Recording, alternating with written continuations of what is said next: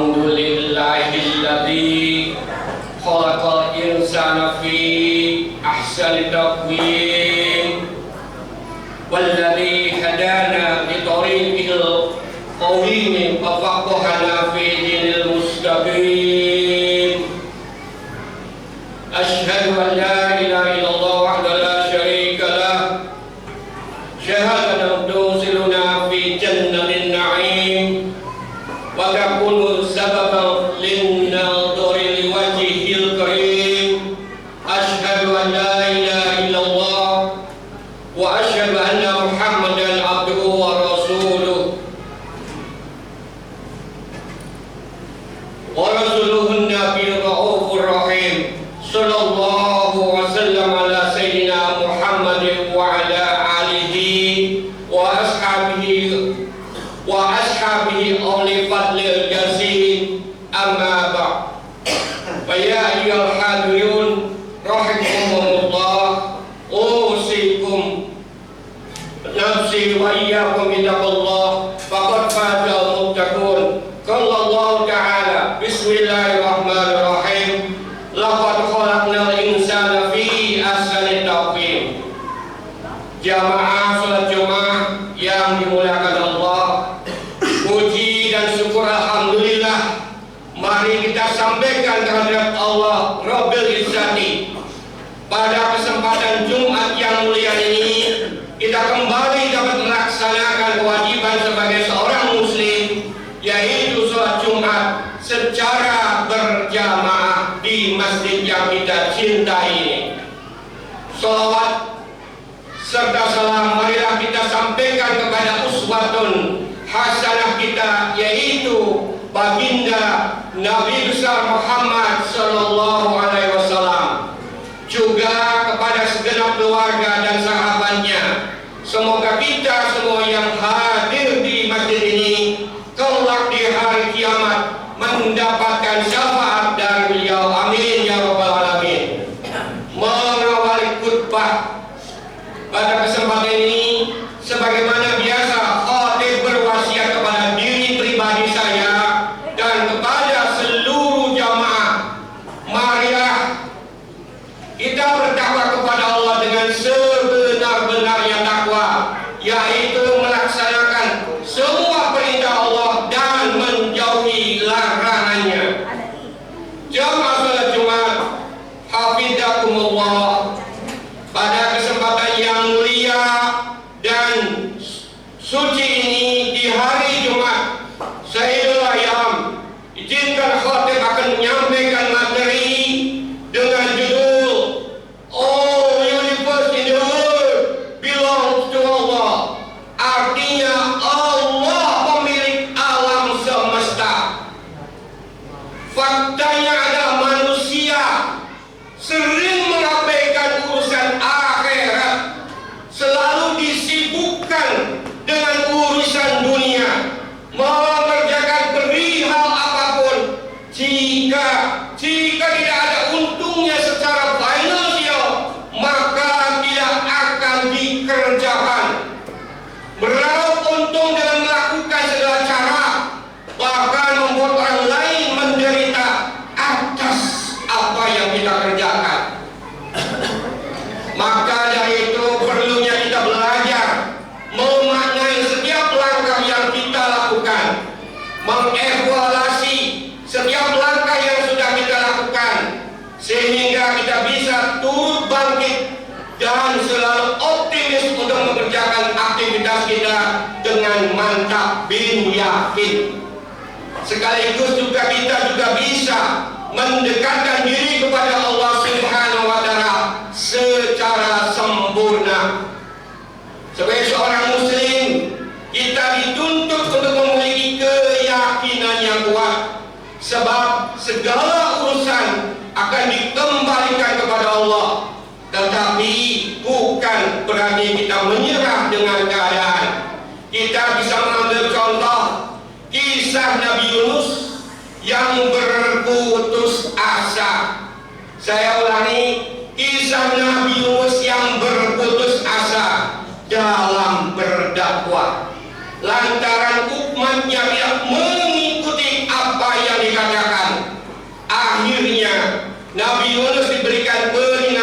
dengan ditelan di dalam perut ikan paus. Kemudian Nabi Yunus dikeluarkan pada izin Allah dan kembali melakukan dakwah dengan bersungguh-sungguh. Terdapat di dalam Quran surat Yunus ayat 3, Bismillahirrahmanirrahim. Inna rabbakumullahu alladzi khalaqas samawati wal ard fi sittati ayyamin tsumma istawa 'alal 'arsy yudabbirul amr ma min syifa'in illa min ba'di bi'idhnih dzalikumullahu rabbukum fa'buduh afala tadhakkarun. Artinya, sesungguhnya Tuhan kamu ialah Allah yang menciptakan langit dan bumi dalam 6 masa. Kemudian Dia bersemayam di atas ars untuk mengatur segala urusan. Tiada seorang pun yang akan memberi syafaat kecuali sesudah ada izinnya. Jadi yang demikian itulah Allah Tuhan kamu, maka sembahlah Dia. Maka apakah kamu tidak mengambil pelajaran? Surat yang lain yang menekankan kita agar kuat dalam keyakinan ada dalam Quran surat Asy-Syu'ara ayat 61 dan 62. Bismillahirrahmanirrahim. Falamma tara'al jam'ani qala ashabu Musa inna lamudrakun. Artinya, maka setelah kedua golongan itu saling melihat, berkatalah pengikut Musa, sesungguhnya kita benar-benar akan tersusul. Qala kalla inna ma'iya rabbi sayahdin. Artinya, Musa menjawab, sekali-kali tidak akan tersusul. Sesungguhnya Tuhanku besertaku, kelak Dia akan memberi petunjuk kepadaku.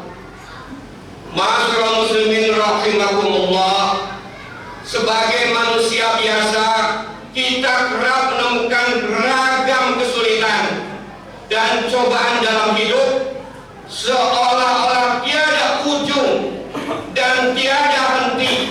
Salah satu bentuknya dapat kita lihat dan rasakan di belakang ini. Ada banyak di antara kita yang mungkin kehilangan pekerjaan karena di PHK. Ada juga yang sedang berusaha mengirimkan surat lamaran kerja, namun tidak kunjung dapat panggilan. Gajian yang kita terima setiap bulannya malah minus, bukan malah bertambah. Hutang di mana-mana dan tidak bisa bayar hutang. Ketika cobaan seolah datang bertubi-tubi tanpa ampun, tidak sedikit orang merasa bahwa Allah sudah tidak sayang lagi kepada kita, tidak berpihak kepadanya.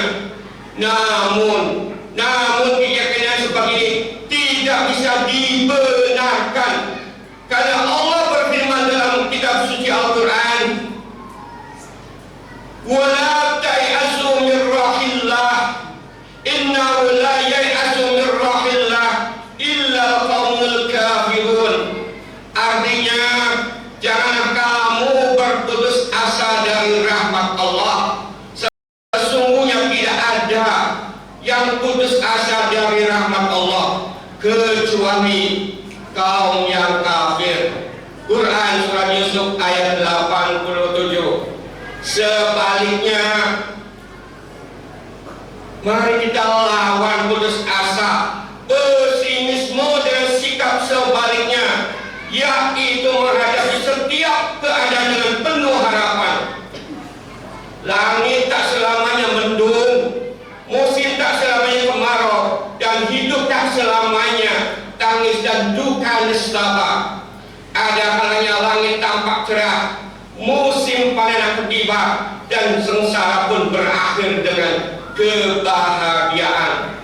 Jika jiwa optimisme terpatri, maka Allah akan datang menyapa kita dengan dengan bermodalkan keyakinan seperti dua kisah Nabi di atas, yaitu Nabi Yunus dan Nabi Musa, bahwa segala sesuatu adalah milik Allah, maka semua urusannya yang kita miliki akan terasa enteng dan mudah kita hadapi.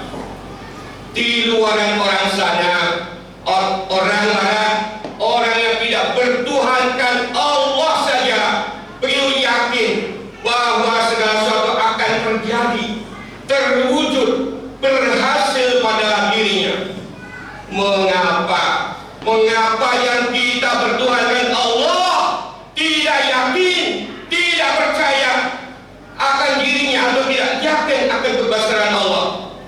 Maka apa yang terjadi pada kita? Jawabannya adalah kita ketinggalan dalam segala hal. Seperti kita miskin, banyak hutang di mana-mana, proyek banyak terbengkalai karena kita tidak yakin, karena kita selalu mengandalkan orang lain, karena tidak mengandalkan Allah. Saat ini mungkin kita jamaah di sini orang Cirebon atau mungkin orang Indonesia dalam hal keyakinan begitu lemah, rapuh dalam setiap linier kehidupan. Jika mahasiswa masih banyak sekali anak-anak melihat contekan bila menghadapi ujian. Jika skripsi, tesisnya ditolak, mereka berputus asa untuk memperbaikinya. Jika kita sebagai orang dewasa, orang tua yang terlilit banyak hutang, maka tindakan mereka bersembunyi, menghindar jika ditagih oleh debt collector. Di Indonesia tren banget istilah ini. If a love is rejected, the same man will act. Artinya cinta ditolak, dukun bertindak. Mengapa kita punya sikap seperti itu? Coward, pesimis, lack of confidence. Artinya kita jadi pengecut, pesimis dan kurang pede. Please don't do that. Bukankah Allah mengajarkan kita agar supaya yakin dalam segala hal? Allah Subhanahu wa taala berfirman dalam Quran surat Al-Imran ayat 159. Bismillahirrahmanirrahim. Fa idza azamta fatawakkal 'ala Allah, innallaha yuhibbul mutawakkilin. Artinya, kemudian apabila kamu telah membulatkan tekad, maka bertakwalah kepada Allah. Sesungguhnya Allah menyukai orang-orang yang bertakwa.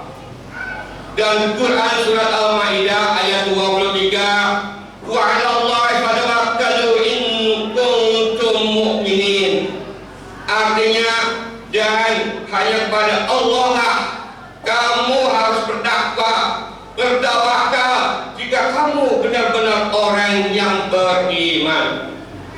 Rasulullah pun mengingatkan kepada kita agar kita harus selalu yakin dalam segala hal. Dari Abu Hurairah, Nabi Sallallahu Alaihi Wasallam bersabda, ihris ala ma yanfa'uka wasta'in billah wala ta'zaz. Artinya, semangatlah, bersungguh-sungguhlah dalam hal yang bermanfaat untukmu. Minta tolonglah pada Allah dan jangan malas. Jamaah salat Jumat hafizakumullah. Berikut adalah solusi agar kita tidak pusing tujuh keliling.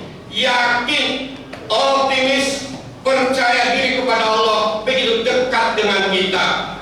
Allah menjawab permasalahan-permasalahan kita, asalkan kita mau melaksanakan semua perintahnya dan menjauhi segala larangannya.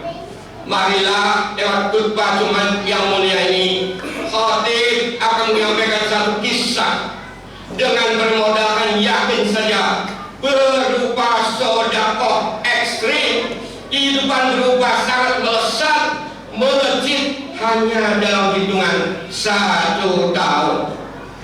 Inilah kisahnya. Di daerah Sidoarjo ada orang yang bernama Pak Syafi'i, mengontrak rumah dengan biaya per tahunnya 1,4 juta. Itu terjadi tahun 2006. Dia mengontrak rumah tidak hanya untuk tempat tinggal, tapi sekaligus sebagai tempat usaha atau jualan nasi. Kalau orang Cirebon mengatakan warteg. Dari bulan Januari sampai Desember 2006 menabung untuk membayar kontrakannya, hanya terkumpul uangnya sebanyak 1 juta rupiah. Jadi kurang 400.000 bukan? Apa yang dilakukan? Karena uangnya kurang, malah uang yang hanya 1 juta rupiah disodakokan semuanya dan menawar rumah dengan harga 600 juta rupiah. Ini tindakan berani, crazy action.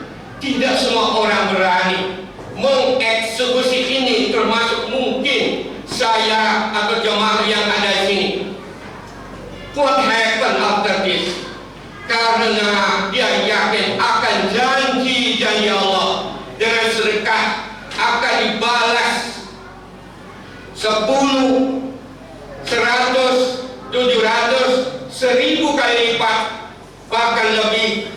Ada dalam surat Al-Baqarah ayat 261. Bismillahirrahmanirrahim. Masalul ladzina yunfikuna amwalakum fi sabilillahi kamathali habbatin ambatat sab'a sanabila fi kulli sunbulatin mi'atu habbah. Wallahu yudha'ifu liman yasha. Wallahu wasi'un alim.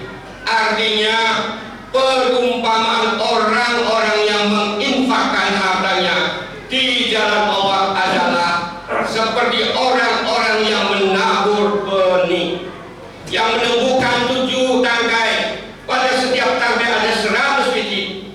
Allah melipat gandakan pahala bagi siapa yang Dia kehendaki. Allah Maha Luas, Maha mengetahui. Subhanallah, setelah bersedekah ekstrim dan diusir dari kontrakannya tahun 2007, Allah memberikan pertolongan. Allah memberikan reward berupa beliau dapat proyek sebesar 1 miliar. Dengan uang 1 miliar itu 600 juta membeli rumah, 100 juta untuk ngegedein usahanya, dan sisanya 300 juta dia sodakokan lagi. Apa balasannya setelah 300 juta disodakokan lagi? Tahun 2008 dapat proyek di offshore tengah laut sebesar 38 miliar. Subhanallah, mungkin pada saat ini Pak Syafi'i adalah salah satu pengusaha catering nomor 6 terbesar di Indonesia. Kesimpulan khutbah kali ini adalah yakinlah bahwa Allah segala-galanya. Allah pemilik alam semesta. Jangan ragu ada Allah. Allah bersama kita.